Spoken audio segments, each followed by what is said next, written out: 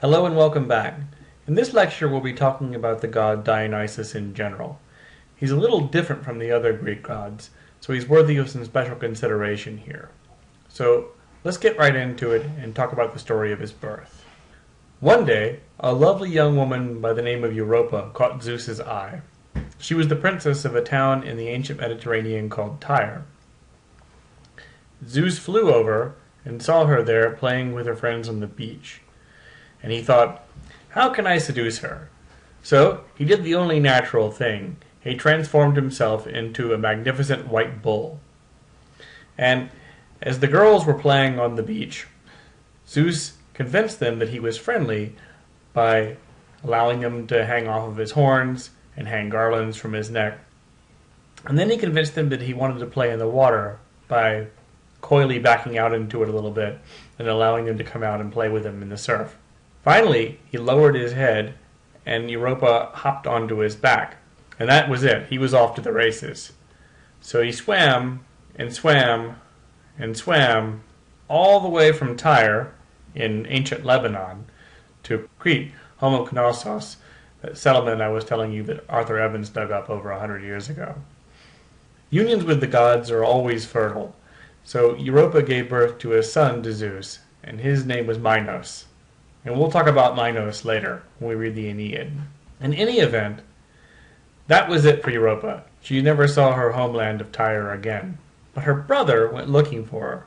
See, Europa had a brother named Cadmus, and he decided that Zeus must have taken her off somewhere else. So he traveled by land into Europe, into what is now Greece, and he came to the place that is now Thebes. Near a body of water, Cadmus discovered an enormous water dragon. And with the help of the gods, he was able to kill the water dragon. On the advice of the gods, he also took the teeth of the dragon and did something odd with them. He planted them in the field. He planted dragon's teeth in the field, and we all know what happens when we plant dragon's teeth in a field. Soldiers grow out of the ground.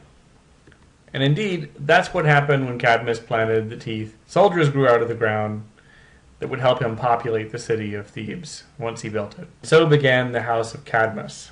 What happened with this family? Did he have any great sons? No. Let's review the bidding. Cadmus was the grandson of Poseidon via Agenor. His sister Europa was never discovered, poor girl, but he ended up marrying a woman named Harmonia. And together they had 4 daughters, Semele, Agave, Autonoe, and Ino. Each of these married, except for Semele. And she'll be the subject of our discussion just now. Semele fell in love with Zeus, or should I say Zeus fell in love with Semele. Seems to run in the family here. Other people in the family started getting suspicious about Semele's relationship with Zeus. In fact, they had her convinced that Zeus was probably really just some stable boy who was dressed up with some sort of beard or something like that. And when Hera got word that Zeus was sleeping with yet another mortal woman, she came to Semele, pretending to be her old maid.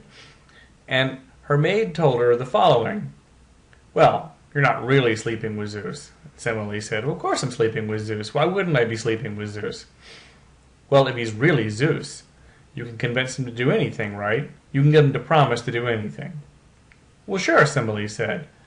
Well, if he's really Zeus, said Hera as the old maid, you can convince him to show you all of his glory. Yeah, I guess I could convince him to do that, said Semele. So that night over pillow talk, Semele said, baby, do you love me? And Zeus said, sure. Will you do anything for me? Sure, said Zeus. Promise? And then when a god makes a promise, it's the real deal. Okay then, I want you to show me all your glory. And Zeus said, Semele, I shouldn't do that. It would hurt you if I did. And Semele said, I think you're lying. So, of course, at that very moment, Zeus came to Semele in all of his glory. See, it turns out that the gods have to mask the way they look to be around human beings, otherwise they would vaporize us. They hide themselves in a semi-human form. Well, Zeus came to Semele in all of his glory, and lightning shot out of his body and zapped her. And she was more or less evaporated on the spot, and all that was left was the tiny, tiny fetus of young Dionysus, who would have been a hero born to a human with a god for a father. Zeus, seeing the 6-month fetus on the ground, picked it up and stitched it into his thigh, like so. And 3 months later, when Dionysus had come to full term, he was born out of Zeus's thigh. Weird, huh? And that's the second child Zeus has given birth to since we've known him. Well, let's talk about what kind of god Dionysus is for a minute. Dionysus is, of course, the god of wine. He's the god of drink. He's the god of grapes. He's the god of theater. We'll talk about why later. He's the god of crossing boundaries. And by this, I don't mean physical boundaries. He's the god of crossing social boundaries. Often when people drink, they're able to say things they wouldn't otherwise say. And this is especially important for the worship of Dionysus. Sometimes Dionysus appears to be young, and here he is having fun, and you can tell it's him on the carriage because he's beardless here, but he's carrying this staff that we'll talk about in a minute. And the chariot is pulled by big cats, and we have his cortege of followers following him around. Who follows Dionysus around? Well, 2 different kinds of people follow Dionysus around. The first group of people who follow him around are called Maenads. And I have them listed here on this slide as if they're 3 different things, but just hear me out. Maenads, Maenad is a term in Greek that means mad woman. Another name for this group of followers who follow him around are the Bacchae, and a third are the Bacchantes. Now, they all mean the same thing. These are the followers of Bacchus. And in most representations, these are exclusively women, so let's keep these as women. And what do? They follow him around wherever he goes. You can tell Maenads when you see them because they're often playing flutes, they're often playing tambourines, they often appear to be dancing. Sometimes they're holding a staff called a thyrsus, which is a stalk of bamboo or fennel with ivy around the top. And we can see that Dionysus is actually holding the thyrsus here in this image. And here is another image of Dionysus with his followers, the Maenads. And you can see here one is holding a snake, and they're both holding a thyrsus, these staves that have ivy at the top. Here's another image of him with the Maenads. And again, they're carrying these staves, and they seem to be dancing around. Now, is this actually Bacchus in this picture? No, this is meant to be a wooden representation of him, a kind of idol, if you will. How can you tell it's Bacchus that they're worshipping, or Dionysus that they're worshipping? Well, they're mixing wine in enormous bowls. What is another behavior associated with following Dionysus around and worshipping him? Sparagmos. Sparagmos. Now, this is not actually something that is attested in the ancient sources that are historical. We see Sparagmos referenced instead in theater and other kinds of literature.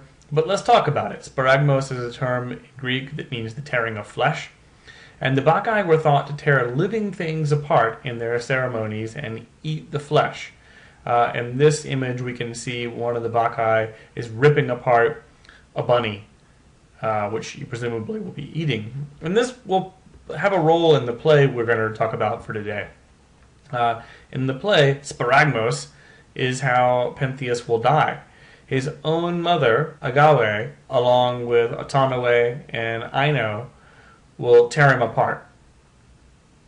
And they'll do this because they're hallucinating and they believe he's something other than what he is. Well, if that weren't disturbing enough, there's a second group of people who follow Dionysus around. So let's talk about them for a minute. The satyr is the second kind of creature that follows Dionysus around. So women follow him around in this priestly kind of role, and satyrs follow him around. What are satyrs? They are men who have the tails and ears of horses. So often their faces are kind of broad set. And another thing you need to know about the satyrs is frequently in images they walk around with erect penises or phalluses. And what do aside from walk around in some state of excitement? They're involved with the grape harvest and the revelry that accompany it. And you will see images of satyrs in various states of arousal and all kinds of Greek pottery.